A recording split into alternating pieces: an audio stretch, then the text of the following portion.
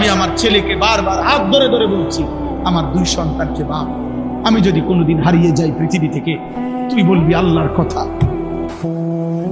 কালেমার কথা বলবা, ইমানের কথা বলবা, আল্লাহর জন্য জান দিলে, আল্লাহর জন্য জীবন দিলে, আল্লাহর জন্য দুশ্মনের আঘাতপ্রাপ্ত হলে এটা লজ্জার নয়, বরং এটা ইজ্জতের বিষয়।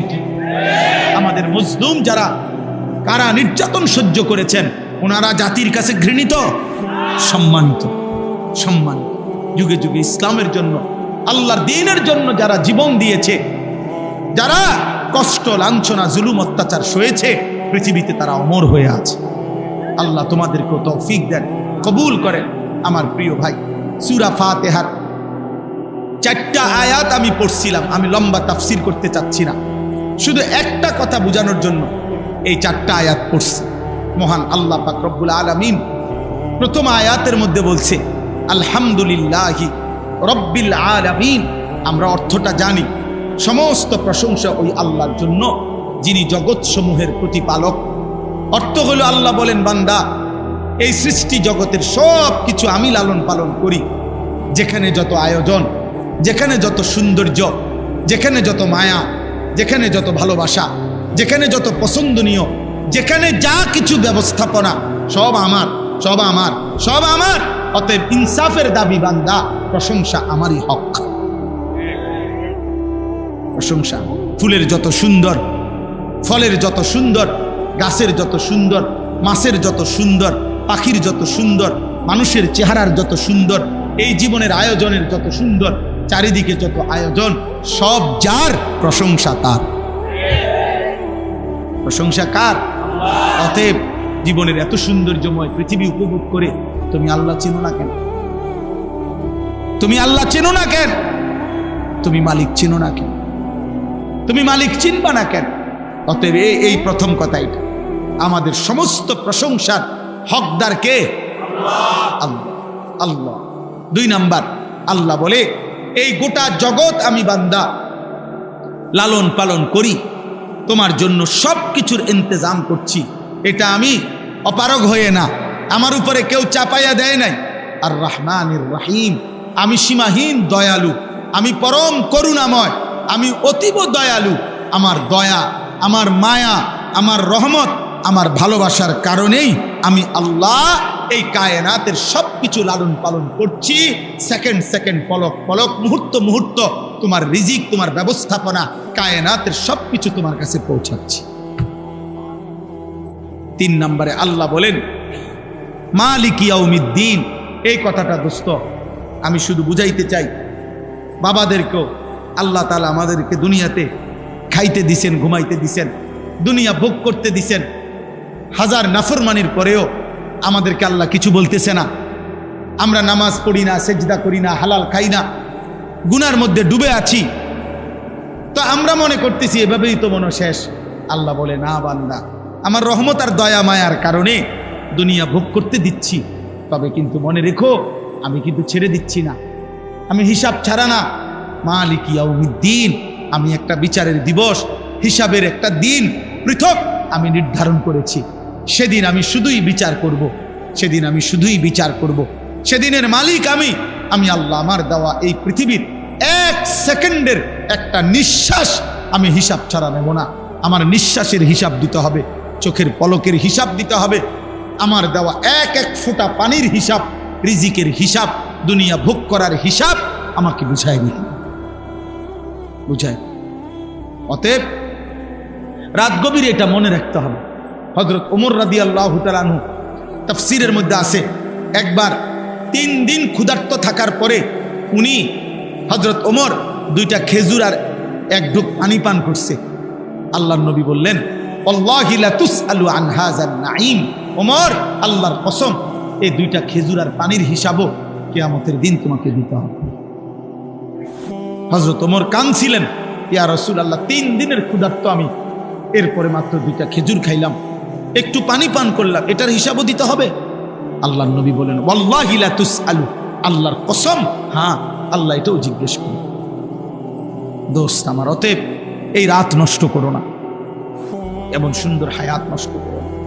প্রিয় ভাই, কোনো রাত আর ফিরে না, আজকের মাগরিবের ওয়াক্ত আর হবে না, আজকের এশার নামাজের ওয়াক্ত আব্বা আর হবে না, এই রাত আর আসবে না। এই যে 16ই নভেম্বর 2025 রোজ রবিবার, খোদার কসম এই শিরোনাম পৃথিবীতে আর হবে না। আগামী সপ্তাহে রবিবার আসবে, কিন্তু সেটা 16ই নভেম্বর না। আগামী বছর 16ই নভেম্বর আসবে, কিন্তু সেটা 2025 না, 2025। কি মনে হয় এই শিরোনাম হুবহু আর হবে কোনোদিন? আজকের মাগরিবের ওয়াক্ত আর হবে না। আগামীকালকে তো এটা আগামীকালকের মাগরিব, আজকের এশার ওয়াক্ত আর হবে না, এটা তো আগামীকালকেরটা তো আগামীকালকের এশা। কোনো ঘন্টা মিনিট সেকেন্ড আর ফিরে না, আর আসে না। অতএব দয়া করে রাত গভীরে আমি কষ্ট দিলাম সবাই, দূর দূরান্তে ফিরে যায়, আমরাও দূরে ফিরে। আমি এই যে 4 দিন হতে হতে আল্লাহ যদি হায়াত বাঁচায় আজকে বাসায় ফিরব, তাইলে ইনশাআল্লাহ। এই জন্য বললাম সবাই ঘরে ফিরবেন। প্রিয় ভাই, প্রিয় নওজোয়ান, প্রিয় সন্তান, সবাইকে বললাম, আমি বাবাদেরকেও বলি, আল্লাহ তাআলা বলছেন মালিক ইয়াউমিদ্দিন, বান্দা তুমি আমার খুব বেশি দয়া মায়া দেখা ভুলে যেও না, ভুলে যেও না, আমি কিন্তু বিচার দিবসের হিসাব করব। আমি লা যুলমাল ইয়াউম, এক বিন্দু জুলুম হবে না।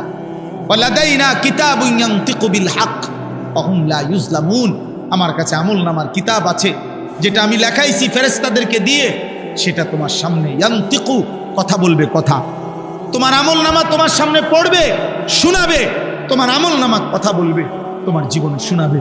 সেই আলোকে আমি আল্লাহ ফয়সালা করব, ফয়সালা করব, ফয়সালা করব। আমি 100টা ছেড়ে দেব না বান্দা, 100টা। এই জন্য হাদিসে আছে, নবীজি বলছে উম্মত যদি হাসরের ময়দানে কারো আমলনামা আল্লাহর সামনে নেওয়ার পরে আল্লাহ যদি 1 সেকেন্ড কোনো বান্দাকে বলে তুমি খোলো, 1 পৃষ্ঠা খোলো, কিফ, থামো, একটা পৃষ্ঠা উল্টাও, নবীজি বলছে খোদার কসম সে নিশ্চিত জাহান্নামে যেতে। তো নবীজিকে জিজ্ঞেস করছি, ইয়া রাসূলুল্লাহ জান্নাতে তাইলে যাবে কে? নবীজি বলছে আল আরাজু ফাকাত, শুধুমাত্র আমলনামা নিয়ে একাকী একজন একজন আল্লাহর সামনে এসে যখন দাঁড়াবে, নিজের আমলনামা নিয়ে শুধু আল্লাহ তাকিয়ে যাকে বলবে, আমলনামার দিকে তাকায়া ওকে আগে। নবীজি বলছে এই আল আরাজ মানে পেশ করা, আল্লাহর সামনে নিজেকে পেশ করলো, আর আল্লাহ শুধু বলল ঠিক আগে যাও, ওকে সামনে যাও। এই এতটুকু যাকে বলবে, এটাকেই বলে হিসাবান ইয়াসীরা, সহজ হিসাব, শুধু সেই জান্নাতে যাবে। যাকে বলবে থামো, শেষ। রব্বে কাবার কসম, এমন সুন্দর জীবন নষ্ট করো না, এমন সুন্দর জীবন। এই জন্য আল্লাহ বলছে বান্দা অতএব তুমি উভয়ের মধ্যে সমন্বয় করো। তুমি শুনছো আমি আর রহমান আর রাহিম, আমি খাওয়াম পড়াম, আমি দয়াবান, আমি তোমার আটকাইতাম না, বাদ কটার লাগে আমি বন্ধ করতাম না বান্দা, কিন্তু আমি হিসাব নেব মালিক ইয়াউমিদ্দিন। কাজে তুমি দুইটা মিলাইয়া অতএব তুমি নিশ্চিন্তে বলো যে ইয়্যাকা না'বুদু ওয়া ইয়্যাকা নাস্তাঈন। আল্লাহ আপনি যেহেতু দয়া করছেন, আপনি যেহেতু লালন পালন করছেন, আবার আপনি যেহেতু হিসাব নেবেন, কাজেই এদিক সেদিক যাইয়া লাভ নাই, এলোমেলো করে লাভ নাই।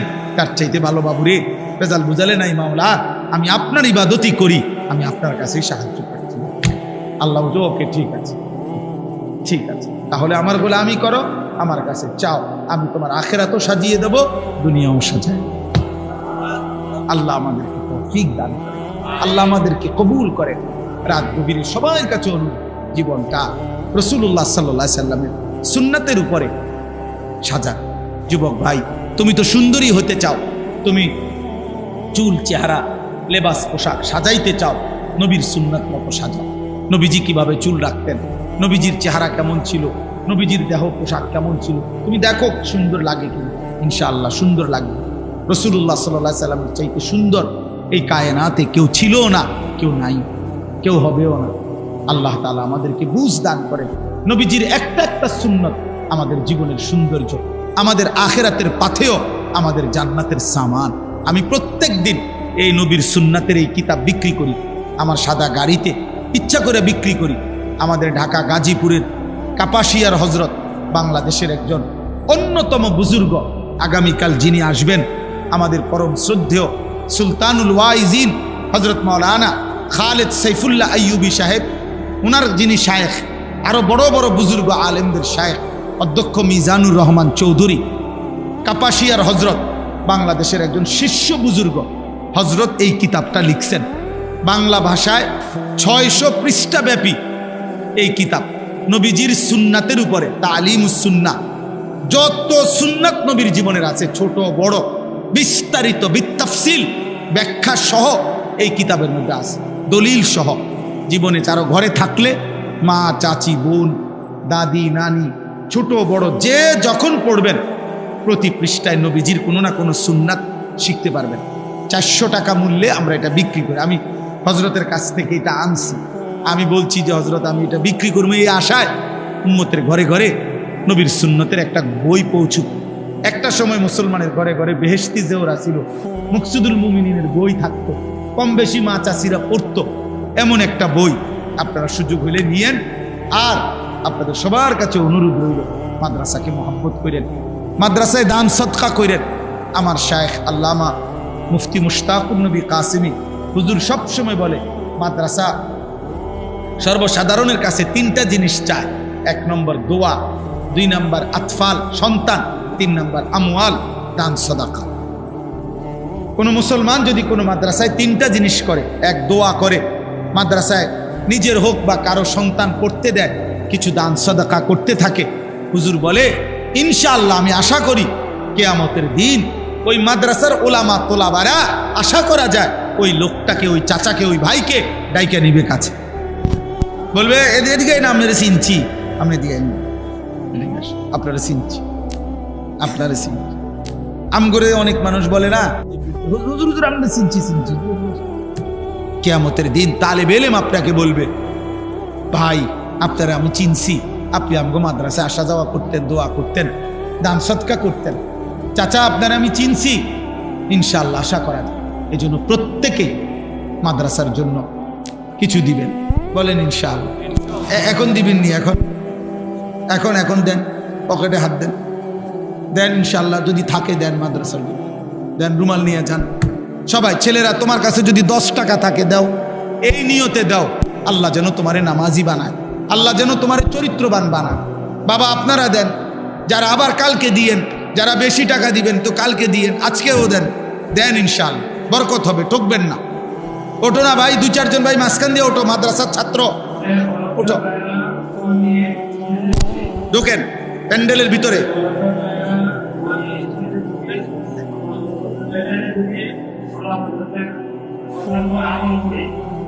মাশাআল্লাহ।